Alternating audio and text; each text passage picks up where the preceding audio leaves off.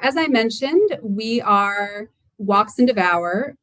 We are a tour company operating experiences in cities all over the world. So Walks is, as you can probably guess from the name, the walking and sightseeing branch of our company, and showcasing the world's most famous attractions. So, the Colosseum in Rome, in London, the Tower of London, Westminster Abbey. So all of the world's most iconic attractions you can visit with us. And Devour Tours, again, as you can probably guess from the name, is our food tour branch of the company. So we connect curious travelers with local food and people in a way that helps culture thrive. So again, we've got tons of really great questions from all of you today, and we're really excited to get into it. But before we get started, I wanted to introduce our panelists for today's event. So first up, we have Jessica Dante. Jess is the founder of Love in London, a digital media brand that helps London tourists avoid the overhyped and overdone and explore the cities like locals do. She's taken the Love in London brand from essentially a one-woman show of simple yet helpful YouTube videos for tourists to becoming one of the leading digital platforms for London trip planning, and they now reach over 5 million people every month.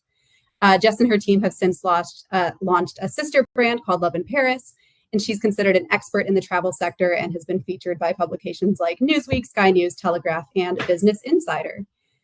So welcome, Jess. We're so happy to have you here today.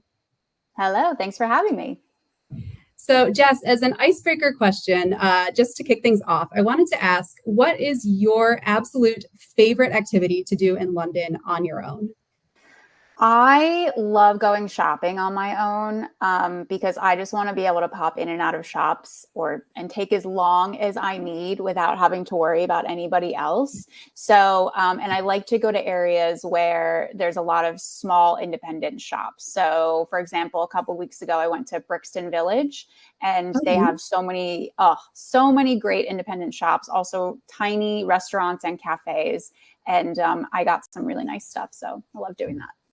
Nice. Brixton is incredible. And it is so nice to just be able to pop into shops on your own and not have to worry about, other people, and just being able to go at your own pace is always just really nice. All right. So next up, we have Charo Havermans, one of our very own Walks and Devour London guides. She adores showing off London's incredible historic pubs and food markets. And in addition to guiding tours, Charo is also a public historian with a passion for the hidden histories of everyday life. She's an avid solo traveler, having visited nearly 50 countries, 24 of which by herself, and she loves sharing her enthusiasm for different places, past and present. Welcome, Charo. Hello, nice to be here. We're so happy to have you here with us as well, Charo. So same icebreaker question for you. What is your favorite thing to do in London on your own? So I really love picking a new neighborhood or an area that maybe I don't know that well, and then going and spending time there. And obviously, being a pub historian, I'm biased. I have to go and find a new pub. But just kind of seeing what I can do there and getting to know a new area really well. Nice. That's just such a fun way to explore any new city. But in a place like London, there's just, no shortage of new areas and pubs to pop into.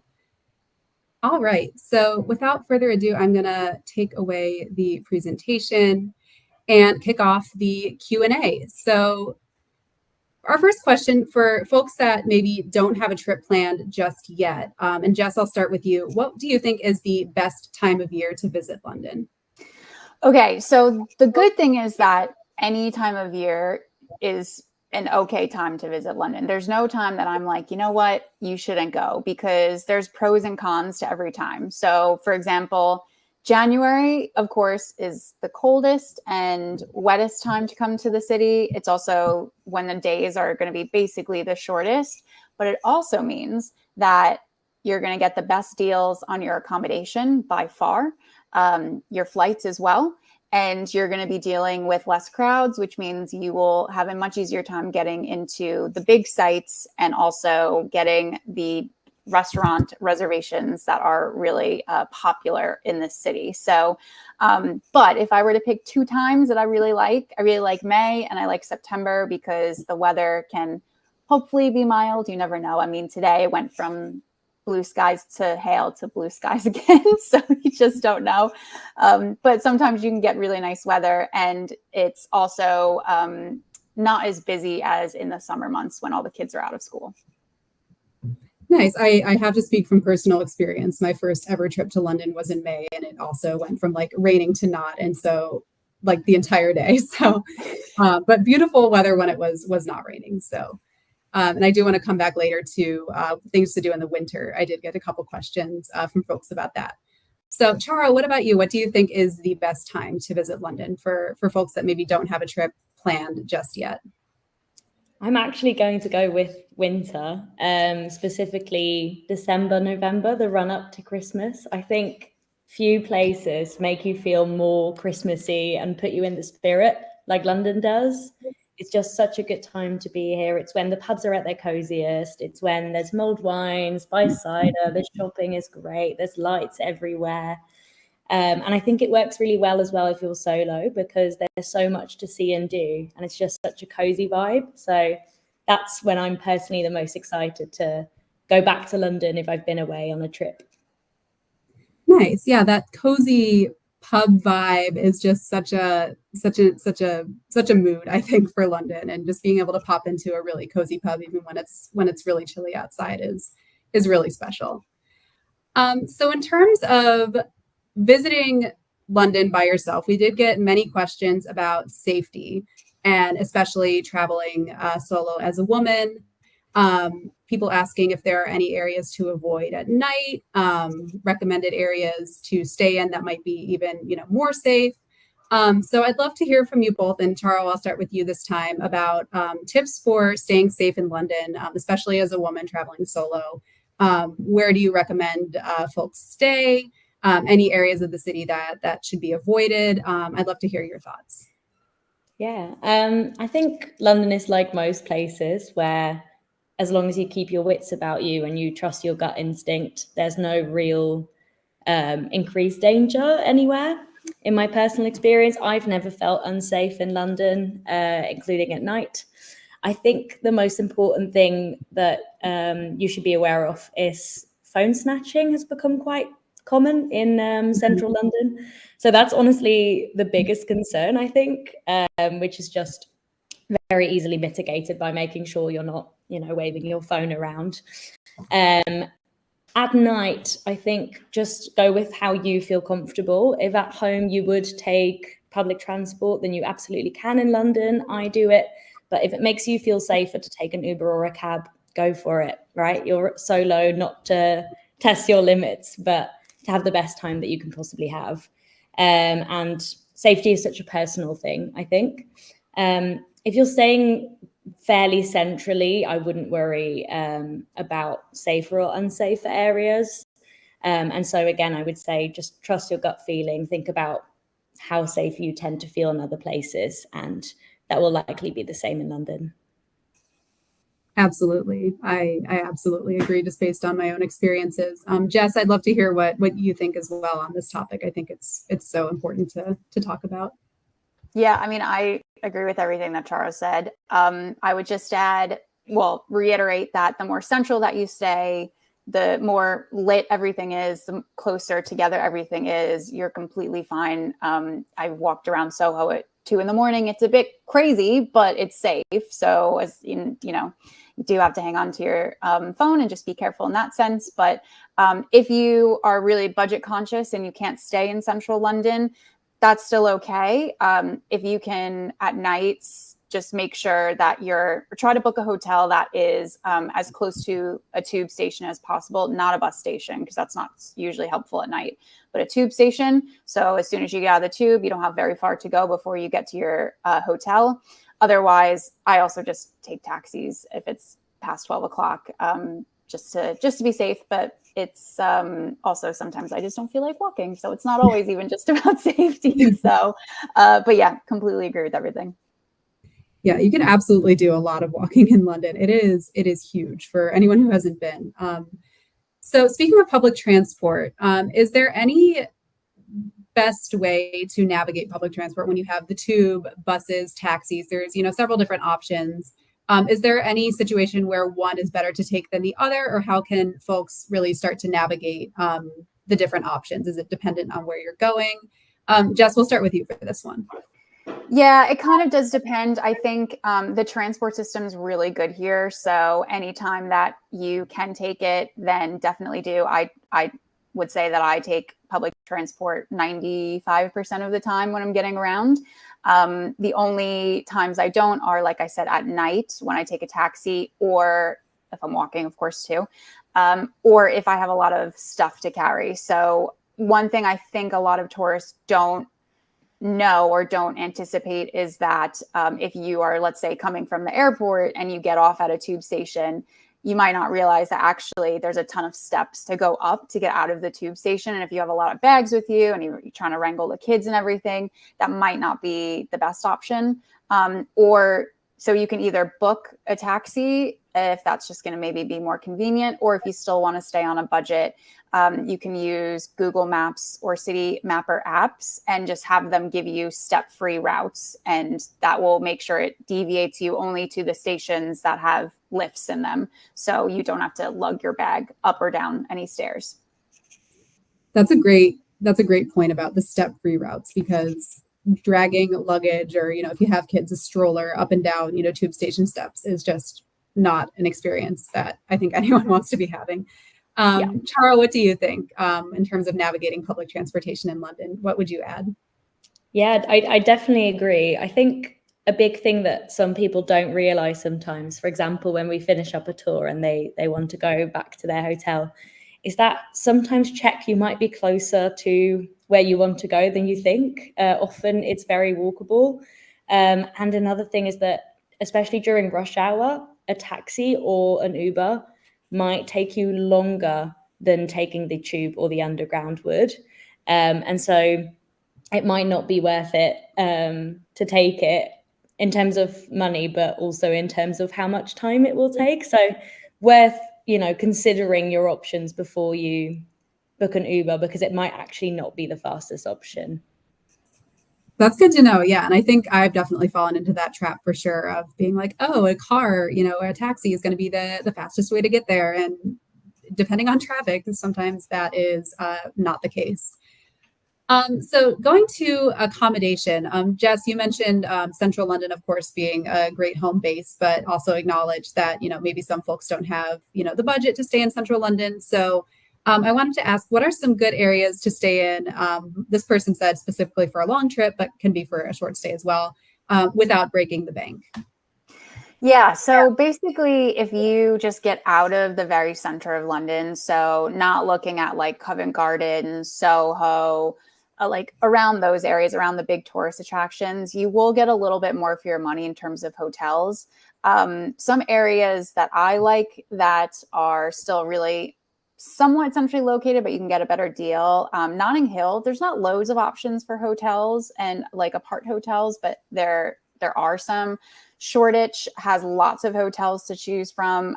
That's a really great area in East London. That's very like hipster and eclectic, very similar to Williamsburg in New York. I would say those are the two that are the ones I always recommend people to go, because you've got West London and East London, and there's lots going on in both of these areas still, but you are safe. There's lots of, you can get in and out basically anywhere in the city pretty easily via the tube. And they're just nice areas to also just explore and have lots going on. Nice. Charo, what do you think? Do you have anything to add in terms of areas outside of the center that are still, good to stay in for someone who's maybe watching their budget? Yeah, I completely agree. Shoreditch is one of my favorite areas. I think another option could be going a fair bit further out, but still well connected, but being near a nice place to explore. So, for example, Greenwich might be somewhere that you would want to visit anyway, because it's peaceful and there's lots to see there. There's cute pubs, it's very safe, and it's actually quite well connected, even though on the map it looks further out. So somewhere like Greenwich would be a good option as well, especially if you were wanting to go there anyway. So it might be worth thinking about where you might want to visit. Or, for example, you might want to go to the Victoria and Albert Museum, which is in West London, maybe staying a bit west of that, for example. Yeah, absolutely. And London just has so much to see all over the place. So even if you're not necessarily in central London, there's nothing to worry about. I think you'll be able to find something to do or to see anywhere you stay, pretty much. Um, Continuing on the topic of accommodation, we did get a couple questions about hostels as well, and I know that a lot of younger travelers and more budget conscious folks usually gravitate towards hostels as a way to meet folks. But for people who don't necessarily want to stay in hostels, what are some recommendations for getting to know people? In terms of things to do, maybe even meeting people who are staying at the same, hotel if you go that route. Char, I'll start with you for this one. Well, obviously, going on a tour is a great way to meet people. And I genuinely mean this. I've seen so many people on my tours, especially solo travelers, if there are several solo travelers, just have a great time and then make plans together to go and do something else afterwards or on another day. And failing that, you don't have to make new best friends as well. I think take the pressure off a little bit. When you're solo traveling, you can just have a good time in that moment and have that sociable tour, for example, and then go off and do what you want to do, which is kind of the fun of solo travel. But I definitely think tours are a really good way of doing it. The pub tour that we do is really good fun, and of course the drinks help ease everyone into it a little bit as well. Besides that, I think potentially thinking about doing a class can be a really fun thing to do. So a cooking class, for example. There's this really wonderful organization in London called My Grateful, where refugees are trained up to give cooking classes, and they're super sociable and you can meet people there. Otherwise, if you speak another language exchanges and language meetups can be really fun in the pub. And my last one would be looking at especially community museums, smaller museums like the Vagina Museum or Queer Britain. They often have lots of events on. And if there's one that speaks to you, and London has so many museums, then one of those events might be a really good way to meet people as well. And are those, Charo, just a quick follow-up question, because we did get a few questions about museums, but are those, maybe smaller offbeat museums, are those free as well in addition to the larger ones? Yes, they almost always are. And if not, they tend to operate a pay what you can policy if they're not free already. Perfect. Jess, I'd love to hear what you have to say on good, ways to get out and meet people if you don't necessarily want to stay at a hostel or, a more social type of accommodation. Yeah, I mean, when I solo travel around the world, my go-to is always to book some kind of tour or experience. Especially I find the ones that start a little bit later in the evening, because then if you don't want to have dinner on your own, if you end up meeting people that you get on with, and you can be like, oh, should we go get dinner together? And I find that is really helpful. I've done that all over the world. I would also say too, I mean, I haven't stayed in a hostel in quite a while, but hostels have come such a long way. Some of them are really nice. And also a lot of them have private rooms. So you could actually kind of get the best of both worlds, where you can get your own private space, your own private bathroom, but you still can have access to that communal space where people tend to congregate and meet and are really friendly to each other. So that could be an option. And one other thing that can be helpful too is there's a dating app that's called Bumble, but they also have Bumble BFF, where it's just for making friends. And I haven't used it myself, but I've had a few friends use it when they've solo traveled around the world, and they have found it really fun for making friends and meeting people who are just happy to meet new people in town and to take them around and invite them to, if they're going to something with some friends, to the pub or something like that. So that's a good option too. Yeah, I've not used Bumble myself either, but I've heard great things about it. And yeah, to your point about hostels, I think a lot of people, imagine them, sleeping in the same room as 24 people, which, if that's your jam, then great. But it's still, there's still opportunities to, get a private room, a private bathroom, but still be able to take advantage of, the social and community areas in the hostel. So I think that's maybe a good thing to keep in mind as well for folks who might not want to, have a shared, dorm experience. So getting into more things to do, I know you both mentioned winter as being a great time to visit. So in terms of things to do around the winter holidays, I'd love to know more about what you think solo travelers or, travelers in general should look into. We also got someone asking specifically like how to make the most of your time in London in winter when the days are so short. So Jess, I'll start with you. What do you think? Yeah, I mean, the good thing about London is we're used to these very short days. So we are set up to do lots of stuff, even if it's dark. So it's actually completely fine. You won't run out of stuff to do.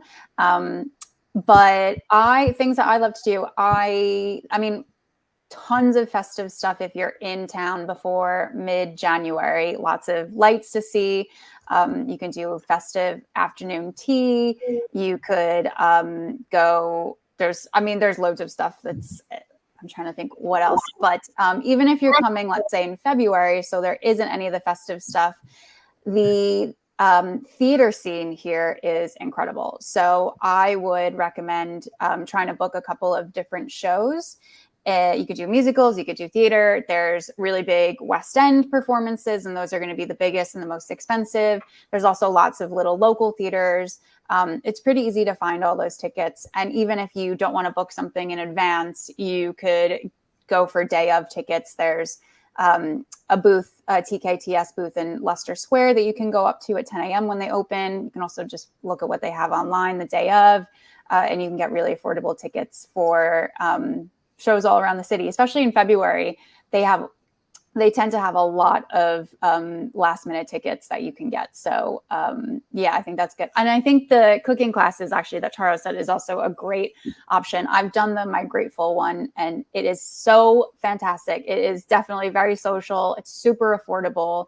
The stories that you hear are amazing. So I would recommend that as well. That's amazing. And thanks for touching on the theater tickets question as well. We actually just had someone ask that in the chat a couple minutes ago. So great to know that it's possible to get some last minute tickets. Charo, what about you? What do you think is the best way to spend time in the winter months? Again, the pub. When the weather's not good, that's where you want to be. And you'd be surprised because people tend to think that, you want to go out and drinking when the weather's good. But actually, I think Londoners think of going to the pub the most when the weather is not so good.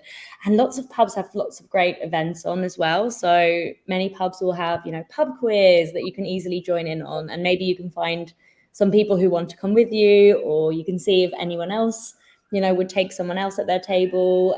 There's live music. So of course, there's theatre, but London is also amazing for gigs, whether that's an artist that you've always wanted to see. Everyone comes to London, but also just smaller bands. Traditional music in Irish pubs is always amazing, such good fun, easy to join in with as well when you're traveling solo. So I really recommend that in winter. And just to touch on the topic of theatre as well, I think I've had some of the best seats in theatres when I've been solo, because often it's that one seat in the front row that hasn't been sold yet. And that way I've seen some incredible shows for, 20, 30 pound on the front row. So definitely do also recommend that. Nice. That's great to know. Good tip to know that being solo can even be an advantage when it comes to some live shows. So going off of the pubs a little bit and getting into food and drink, we got a lot of questions about the best restaurants for solo travelers. And I know that is probably like a monster of a question with how many restaurants there are in London. And specifically, someone's asking about vegetarian-friendly food places. Jess, I know you're vegetarian. I'd love to know what you think about, where to eat for someone who may be vegetarian and also just traveling solo in general. Yeah, I mean, we're very lucky in London that it's hard to find places that are not vegetarian friendly, basically, unless it's a steakhouse, which, to be fair, there's also lots of steakhouses that have great vegetarian menus, or some place that focuses specifically on seafood, or if it's French, because sometimes French isn't very vegetarian friendly, then there's usually at least a few vegetarian friendly things on the menu, to the point of I never really feel like I have to search a menu very much before if someone suggested a restaurant that we go to and if they know I'm vegetarian. So that's the great news, is it's hard to really go too wrong. A couple of places that I love that I'll combine that are really good for solo and also are vegetarian friendly. So I think solo travel for dining, it's best to go to places that you can sit at the counter, because then you potentially could strike up a conversation with the people who are dining next to you. You can watch them. Usually the counter is like overlooking some food prep station or the bartender or something. It's just a more social place to sit. I've actually made like friends sitting at bars by myself, having food and drinks and stuff. So I think anytime you can book a restaurant with a bar is great. There's a couple that I really like. There's one called the Barbary, which is in Seven Dials, and it's only bar seating basically. So it's perfect, and the food is incredible. It's cuisine that's based on the Barbary Coast in Africa. And also the Palomar, which has mostly bar seating, but some tables as well. But that one is in Soho, and that is like Mediterranean and Israeli-inspired cuisine. Food's also very good there. They have their kubina bread. That's like, every time I go, as soon as I sit down, I tell them to give me the kubina bread right away, because I'm like, I need to get into it. But there's lots of places around London that have those some kind of bar set up like that too, and that will have lots of vegetarian food, especially any type of like Middle Eastern inspiration. A lot of Mediterranean, of course. There's lots of like potatoes and veggies and things like that. So you're set here in London. Awesome. Charo, same question for you, not necessarily vegetarian places, but great restaurants that you would recommend for solo travelers. I think there's one I would really like to recommend just to kick things off with that isn't super veggie friendly, but does have some options, and it's called Sweetings. It's only open for lunch and you can't actually make a reservation. But I think one of the joys of solo travel is actually going to those places that you might not go to otherwise and just making it into a whole experience. And I went there solo. They've got incredible seafood. It's a London institution. They've been open since 1889. And when you step in, it feels like you're going back to 1889. And they also mostly have counter seating. So it's very common to go there solo. There's also lots of office workers who might go there, or people on a business trip. The seafood's incredible and the staff is lovely. So really recommend that one. And then besides that, I also recommend smaller cafe style places. There's a place in Angel called the Trampoline Cafe that does really good Indian food, very affordable as well. And I recommend going to markets, because that way you can, sort of pick and choose what you like. Often there's some communal seating with bigger tables, so you might even make some friends discussing what weird cookie you've picked up. So I really recommend that. And some of my favorite markets are Borough Market. There's a grapefruit market on Brick Lane, which has incredible food anyway. And in Victoria Park, there's also a market on the weekends that I really recommend.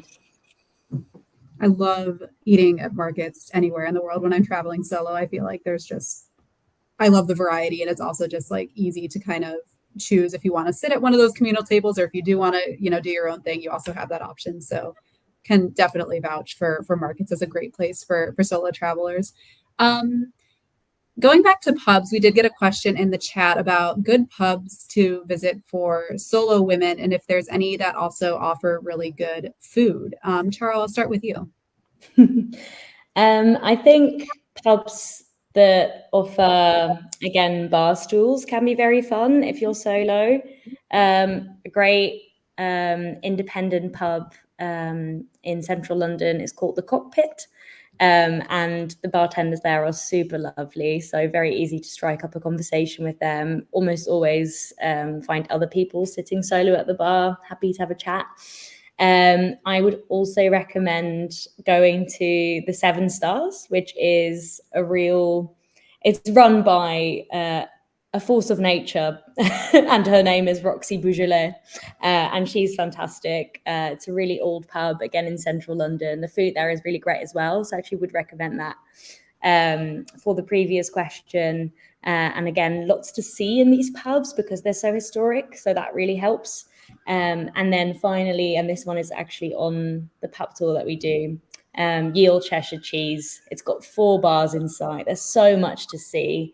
Very easy to strike up a conversation with someone, but even if you don't do that, there's so much to see. You could literally just go and walk around. In terms of food, I think the 7 Stars has got the best food out of the ones I mentioned. And otherwise, there's another pub called The George on the Strand, which does really good food as well, sort of gourmet pub food. Nice. Lots of great options. Yeah, and Yield Cheshire Cheese is, I mean, I was amazed by just how massive that place is. It doesn't look that big from the outside, but you could get lost in there, I think. Jess, what about you? What pubs would you recommend for solo female travelers, especially when it comes to places that serve great food? I mean, tough act to follow, but I think that the pubs in Notting Hill are specifically a bit friendlier than a lot of other parts of London. So I always think that's a good place to go because there's also lots of pubs around there. So you could kind of pub hop around. I also find that if you're trying to potentially strike up a conversation with somebody at a pub, this sitting in the stooled area, like Charo said, is great. Also, just going on like a big table, and if there's only 2 people sat at it, everyone always expects that someone's going to come over, especially if it's busy, and want to take like the other end of the table. So I find that when I meet people at a pub, that's usually when that happens. Like we're like, oh, can we grab that that end? You're like, yeah, cool. And it's like, oh, like, what are you drinking? Is that good? Or have you guys been here for a long time? Some kind of chat like that. And you'll pick up on if they're interested in having a conversation or not. In terms of pubs specifically around Notting Hill that have good food, the Windsor Castle, I think, is probably where I've had the best food recently. They do a really good Sunday roast. And that's also quite a historic pub, like lots of little rooms, like Charo was saying earlier. There's a little, like, you have to duck, a doorway that you have to duck under. I think there's a couple of them actually to get through because it's so tiny. And they've got a really nice little terrace garden as well. So, but yeah, I think just strolling around Notting Hill, people are pretty primed for chatting around there. So it's friendlier than a lot of other places. Love it. All right, we are almost done with our time. These 40 minutes have just flown by. So really quick, just as like a rapid fire way to wrap up. Jess, I wanted to ask, what is the one, if you had to only pick one food in London that folks should try on their trip, what would you recommend? Oh my God. Okay. Right. Okay. Well, it's not really a food, but I think because I'll give you something. There's so many like international cuisines, and I'm like, oh, you have to try all these. Like, I love Sri Lankan, Vietnamese here is great. There's so many things. Indian, obviously. But if we want to do something kind of British, I just think the afternoon tea experience is so cool and works for a lot of different budgets, and can just be a really like beautiful experience. So I know it's not quite a food, but if we're going to pick like a food experience, that's the one I'm going to go for. Okay. We'll count it. Yeah. Charo, what about you? If you had to pick just one food, or we'll say food experience too, that folks absolutely cannot miss on their trip to London, what would you say? I would say Borough Market. And then specifically, I dream about this. So it's the sausage roll from Ginger Pig. It's genuinely the best sausage roll I've ever had in my life. It ruined other sausage rolls for me. It's incredibly affordable. It's giant. Please have it. That is, I mean, when I took the Borough Market tour and I had heard all this hype about the sausage roll, and I was like, how good can a sausage roll be? And the answer is, it is incredible. So yeah, it is that good. All right. So that is all the time we have today. Thank you so much, Jess and Charo, for being here and sharing your expertise. And as promised, we do have a thank you for all of you folks watching at home for joining us here today. We're offering 10% off of our London tours from now until Sunday night US time. So if you do have a trip to London coming up, now is the time to get that booked with the code London10 on our website, takewalks.com or devourtours.com. This discount code is also going to be in the email you'll get within the next 24 hours, along with this webinar replay and the chat. So if you missed something or forgot to write something down, no worries at all. That email is going to be on its way shortly. Jess, can you remind everyone where they can find you online? Yeah, everywhere we are Love and London, Love A-N-D London, across Instagram, YouTube, TikTok, our website. You'll find us. There is no shortage of content for London visitors on Love in London. I personally binged quite a few of Jess and her team's videos before my most recent trip a couple years ago. And Charo, what about you? Do you have a social media channel that you'd like to give a shout out to where folks can follow you online? Yeah, I'm public_historian on Instagram and soon other places. But best way to find me is to actually come on one of the tours and I might be your tour guide. Perfect. Love to hear it. All right. So that is, again, all the time we have today. And thank you so much again to Jess and Charo for their time and for sharing all of your wonderful insights on how to have a great solo trip in London. Thanks again to everyone who tuned in at home this evening or morning, wherever you are. And thank you again, and wishing you all safe and happy travels to London or wherever you're headed next. Bye, everyone. Bye.